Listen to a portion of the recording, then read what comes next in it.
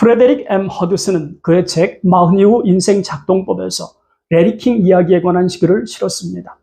오래전에 나는 60세면 노년이 시작된다고 굳게 믿었다. 노년이란 말에 더 이상 무슨 설명이 필요하겠는가.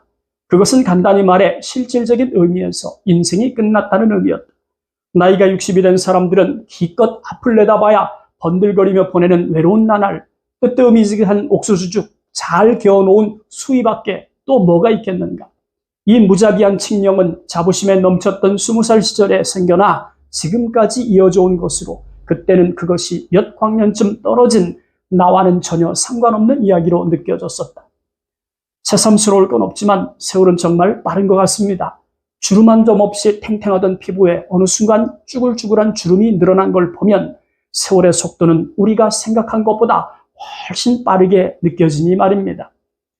헨젤과 그레텔로 유명한 19세기 독일 작가 야코프 그림과 동생 비렐렘 그림이 쓴 우화집에 수명에 관한 이야기가 있는데 이런 내용입니다. 신이 이 세상을 창조하면서 당나귀, 개, 원숭이 그리고 인간에게 똑같이 30년의 수명을 주었다는 거예요. 그런데 당나귀, 개, 원숭이는 30년을 사는 게 너무 길다면서 수명을 줄여달라고 간청을 했죠. 이에 신은 고민의 시간을 거친 그 다음에 그 동물들의 간청을 받아들여서 수명을 조정했습니다. 그 결과 당나귀는 12년으로 18년을 줄였고 개는 18년을 살게 했으니까 12년을 줄인 셈이죠. 마지막으로 원숭이는 20년을 줄여서 10년을 살도록 조정합니다. 그런데 이 소식을 전해들은 욕심쟁이 인간은 오히려 30년은 너무 짧으니 수명을 더 늘려달라고 애원을 했다는 거예요. 이에 자비로운 신은 인간의 요청을 받아들이고 당나귀, 개, 원숭이에게 줄여진 시간을 모두 더해서 40년을 인간에게 주었습니다. 하지만 아무리 자비로운 신이라고 해도 인간에게 40년의 수명을 공짜로 줄 생각은 없었던 것 같습니다. 그래서 조건을 내걸었죠. 신이 약속했던 처음 30년은 인간처럼 살고 이후 18년은 당나귀처럼 다음 12년은 개처럼 마지막 10년은 원숭이처럼 살아야 한다는 조건을 제시합니다. 이에 욕심쟁이 인간은 이를 덥석 받아들였고 급기야는 인간의 수명이 70세로 연장이 되었죠. 우화를 통해서 엿볼 수 있는 교훈이 있는 것 같습니다. 당나귀에게 얻은 18년은 더 열심히 땀 흘려 일하는 것으로 채우고 그 다음 12년은 개처럼 눈치 보면서 살고 마지막 10년은 원숭이처럼 보살핌을 받으라는 의미입니다.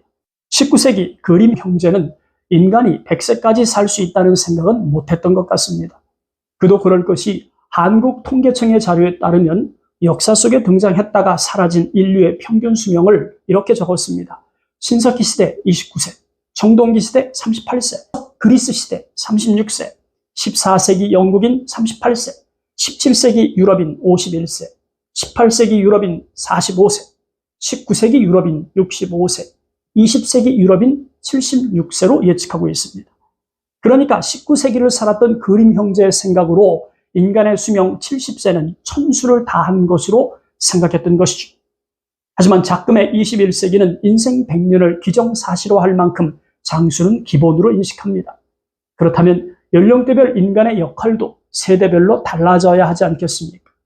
짧은 생각으론 20대 중반까지는 자신의 미래를 위해서 열심히 배우고 익히는 준비의 시간으로 채우고 이어서 50세까지는 배우고 익힌 것을 바탕으로 자신의 능력을 마음껏 뽐내는 겁니다. 그리고 70대 중반까지 무대에서 내려오는 하락기에 해당하고 이어진 나머지 삶은 죽음으로 향하는 쇠퇴기로 구분할 수 있겠죠. 문제는 20대 중반부터 70대 중반까지 약 50년의 기간입니다. 이 기간은 자신과 가족을 위해서 열심히 일해야 하는 시간입니다. 다만 50세까지는 성공적인 삶을 위하여 일하는 것이 일반적이지만 50고지에 올라서면 서서히 자신의 한계가 드러나면서 성공보다는 자신을 돌아보는 성찰의 시간으로 옮겨가는 일이 벌어지죠. 그렇다면 50세는 인생 2막으로 들어서는 시작점이고 100년 인생의 반환점이라고 할 수 있지 않겠습니까? 여러분도 잘 아시는 것처럼 퇴직이란 내가 가진 것을 내려놓아야 하는 시간입니다. 덕분에 준비 없이 퇴직하면 상실감이 커질 수밖에 없죠. 냉정히 말하면 상실감은 다음 준비를 외면한 대가라고 할 수 있습니다. 어떨결에 맞이한 퇴직은 외통수에 걸린 고양이 앞에 쥐처럼 자신의 운명을 고양이에게 넘겨준 꼴이라고 할 수 있죠. 하지만 퇴직하기 전에 퇴로를 확보할 수 있는 시간은 충분했었습니다.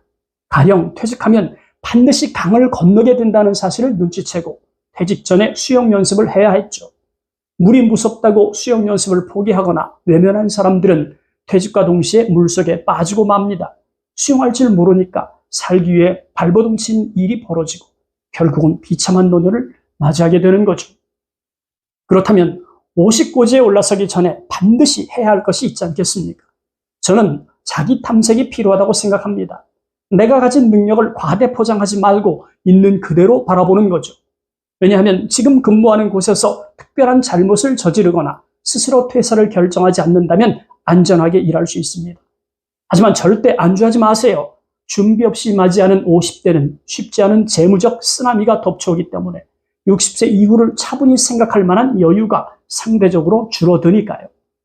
50대에 발생하는 위험으로 가장 먼저 자이든 타이든 잘 다니던 직장에서 이탈함으로써 소득이 끊기거나 줄어드는 위험이 발생할 수 있습니다. 두 번째, 싫든 좋든 임금 피크 시점을 지나야 하기 때문에 공식적으로는 급여가 줄어드는 일이 벌어지죠. 그리고 맞이한 60대, 공식적으로 회사를 떠나야 하는 시점입니다. 뿐만 아니라 50대엔 자녀들이 대학에 다닐 시점이기 때문에 지출액은 대폭 증가하죠. 자녀가 둘이면 더 많을 수밖에 없어요. 더하여 거주지 밖에서 대학을 다니고 있다면 추가 비용도 각오해야 합니다. 그러니까 재무적으로 소득은 서서히 또는 급격하게 줄거나 끊어지는 반면에 지출은 매우 증가하는 것을 예측할 수 있죠. 하지만 끝난 게 아닙니다. 보험개발원에서 발표했던 자료에 따르면 치명적 질병으로 분류하는 암, 뇌혈관 질환, 심장 질환 등 3대 질병으로 최초 진단을 받는 평균 연령이 50세에서 54세 구간이라고 발표를 했거든요. 그렇다면 100년 인생의 반환점인 50고지를 바라보며 나아가는 40대의 10년이 더 중요하다는 것을 알 수 있습니다. 그러므로 40고지에 올랐으면 인생 후반 계획서를 작성하기 시작해야 합니다. 그리고 맞이한 50고지 10년은 40대에 준비했던 계획을 50대 현역기에 반드시 실험해야 하죠. 그것이 바로 퇴직 리허설입니다. 이때 수정 보완하는 작업이 병행되어야 합니다. 물론 인생을 2번 산다면 굳이 이렇게까지 할 필요는 없어요. 하지만 누구나 인생은 딱 한 번뿐입니다. 지금 제시한 룰을 반드시 따라야 한다는 뜻은 아닙니다. 자신이 처한 여건이 모두 다르니까요. 하지만 분명히 하고 싶은 건 있습니다. 퇴직 준비와 실험하는 기간이 길어야 더 나은 인생 2막을 만들 수 있다는 점입니다. 제 경우는 누차 말씀드린 것처럼 50대 10년 동안 인생 후반부를 계획하고 실험하는 기간으로 사용을 했어요. 임금 피크 5년 동안 공식적으로 해마다 급여가 떨어졌고 아들 결혼으로 퇴직 자금이 허물어졌습니다. 뿐만 아니라 부채를 끼고 다가구 주택을 짓는 과정에서 내가 가지고 있던 건축비보다 무려 2배가 많은 부채가 발생을 했죠. 또 예기치 않았던 코로나가 발생하면서 강사의 길을 포기할 위험도 있었습니다. 다행히 질병이 없었기 때문에 50대 10년을 치열하게 버텨낼 수 있었죠.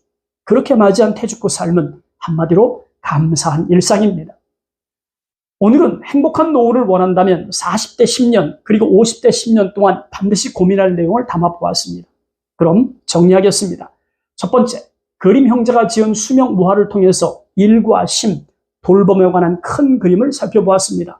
둘째, 50고지를 바라보며 나아가는 40대 10년 동안 인생 후반 계획서를 작성해야 합니다. 셋째, 60세 은퇴고지로 나아가는 50대 10년 동안 퇴직을 위한 구체적인 리허설이 필요합니다. 넷째, 50대 10년은 재무적, 신체적 위험의 파고가 겹쳐서 다가오는 만큼 방심은 절대 금물입니다. 다섯째, 이렇게 맞이한 퇴직은 나를 주인공으로 만들어줍니다. 오늘 영상 여기까지입니다. 감사합니다.